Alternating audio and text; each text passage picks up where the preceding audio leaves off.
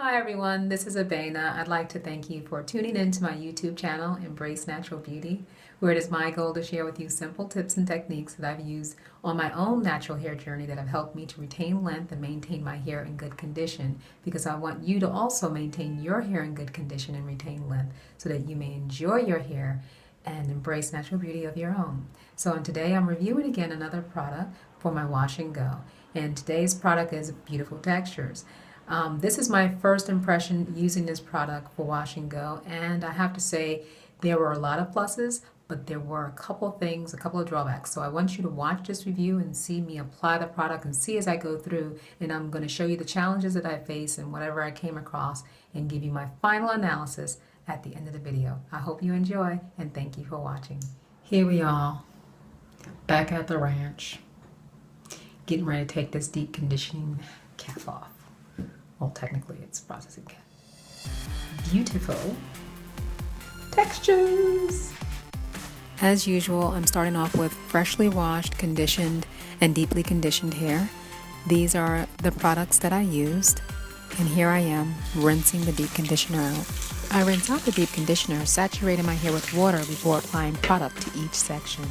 I'm going to go with their moisture butter. My hair is in 5 sections. And so the way that I applied the product was in the 2 front sections and the back rear section, I put the moisture butter and the gel. For the low porosity section, which is in 2 parts, I used the leave-in conditioner and the gel.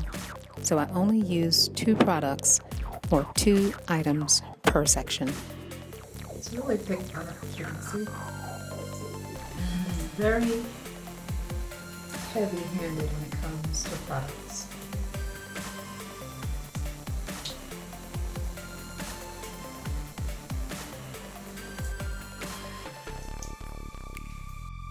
That's what that looks like with just the butter. Here's the gel. Okay. Feels a little liquidy to me, but it's fairly thick. So what I liked about the consistency of the gel is that even though it's liquidy, you can pick it up and not lose it as you're trying to apply it to your hair. Where sometimes when I try to apply, like for example, my do-it-yourself flaxseed gel, it would slip out of my hands before I could actually get it to my head. It goes on very soft.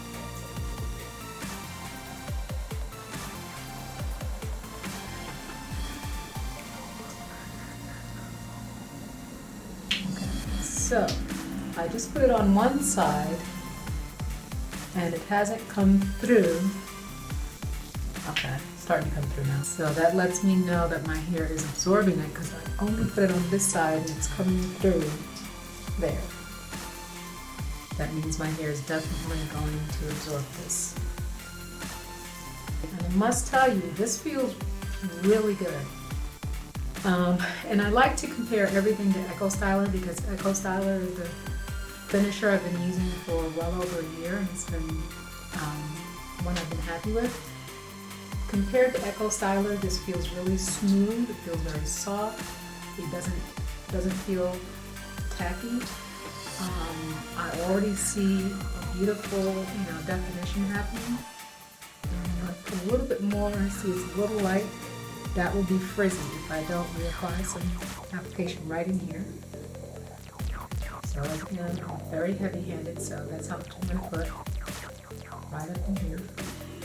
Not on my scalp, but it's close to the top as possible. I'm going to bring that through. And it's got very good slip, so as far as causing the hair to retangle, which is what happens with Eco Styler, the hair is not retangling, or at least, yes, really not. It's so much slip. This feels really good. This section is ready. So I'm going to put this leave-in because it's a little liquidier than the butter. Okay. Okay, friends, I know liquidier is not a word. It's a little liquidier. Whereas the other one's more like a shea butter thickness. But I just had to have something to describe what was going on there. So it's actually very liquidy, right? Very watery. more milky-like or more creamy-like than the moisture butter, which is more like shea butter. It's a thicker butter. So this was very thin and watery. It smells really nice. All the way to the ends, for the most part, without tangling. It's really very, very different from Echo Styler, and I imagine it's because of the hold, but it's easy to get through and it's not really causing the fear to tingle. So it's really easy to finish these ends here. And you see the definition very quickly.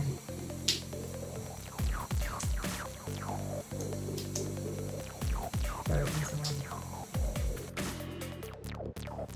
I wanted the leave-in conditioner to have time to absorb into the low porosity section, so now I'm returning to apply the gel.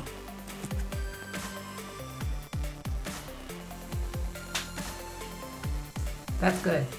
You got through a little. You got all the way over to the other side.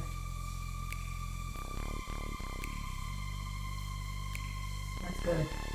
So the gel is thin enough that it'll get through.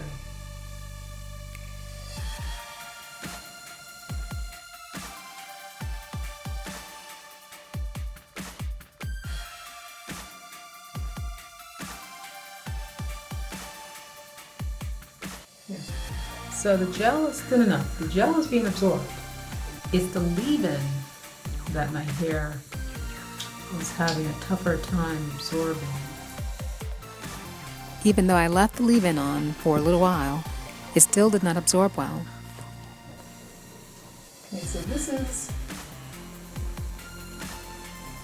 what this section looks like complete. So it's fluffier up here.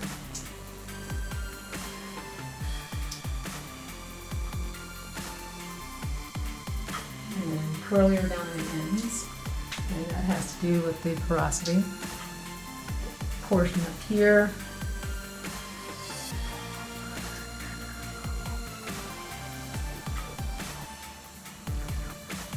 You really gotta work it in order to get it way down there. So if I keep working it, and I can see it absorb more. As you can see with the low porosity section, if you give it time and just continue to smooth that product in, eventually you'll get better absorption of the product. Yeah, sometimes what I do is after I've got the product, if I'm meeting some resistance, I'll just pull everything through again. And it should be fairly easy since the ends were already defined. They shouldn't retangle with the finisher on it because it has all the slip. But this one is like starting to tangle.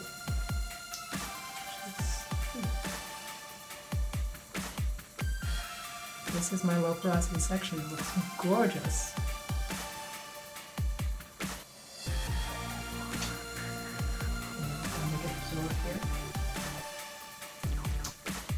Can you tell how determined I was to get that product absorbed in?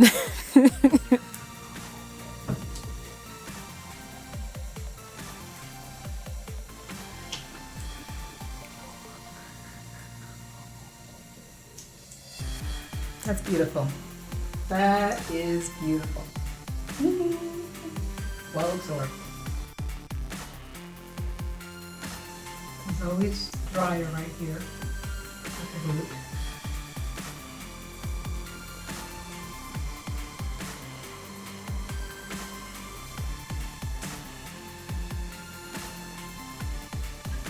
Okay, what I'm going to do is put some more right in the middle and bring these two together.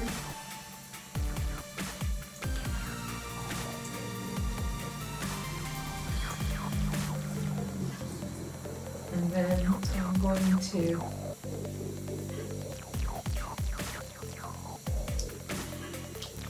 remove the duck cut.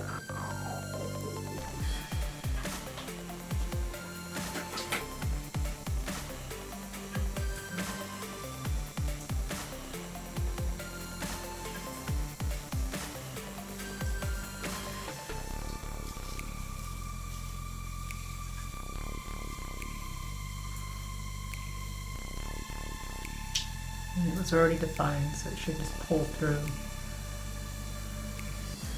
What's happening is it's starting to dry, starting to set.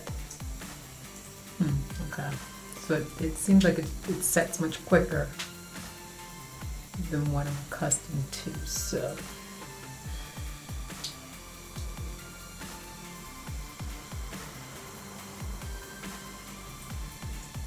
But it's not tacky. It's actually very nice, very silky-like. And the curls look very defined.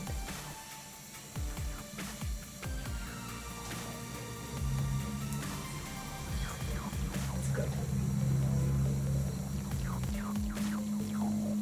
This doesn't spread. Doesn't spread well. So it'd be better not to put as heavy amount up there. Just put dabs and bring it down. That wasn't a good application. So come over into the hair and just dab it rather than putting a lot on. You can't do it the same way you would do like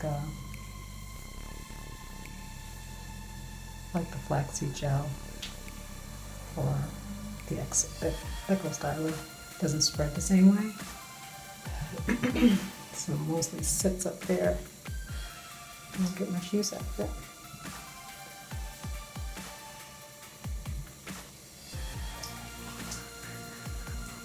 And little beads.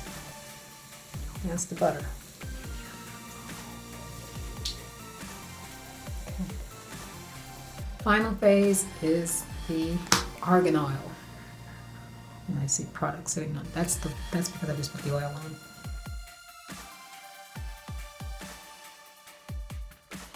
I'm looking forward to seeing how it behaved in my tight bun for the stretch overnight. Ooh. That's the first. It's starting to come down. I worked so hard to get the product to absorb in the low porosity section. So when I put it up in the bun, it was still saturated. It dried together, kind of clumped. And so I had a oh my gosh moment. What am I going to do with this hair? This is a train wreck. And on top of that, I noticed some flakes. See how it dried? And I see some flakes. And I noticed because the oil and the gel did not mix well together. And I put the oil and I saw it. Alright, it was not going to start to put some life into these girls. So I managed to get a good style out of this, and I wore it for a full week. There were a lot of good things that I liked about this product. The two areas that don't work for me were not able to get it to absorb well in the low porosity section and the flaking. Let this dry out. Day 2. Day 2 is done. For some reason, when I turn around, the lighting reflects on my hair in a weird way, makes it look dry. But it's not a true reflection of the way the hair looked. It was fairly moist, just did not have as much definition. It was very fluffy.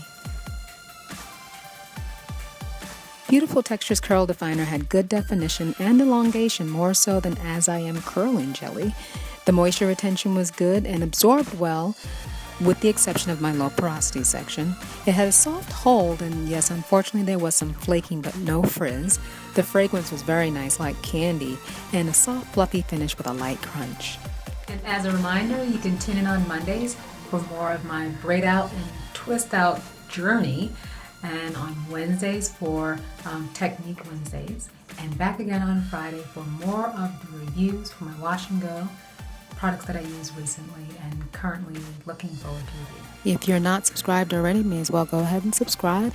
And then also, if you are on any of the social media platforms, please remember you can connect with me on Facebook, Instagram, or Twitter.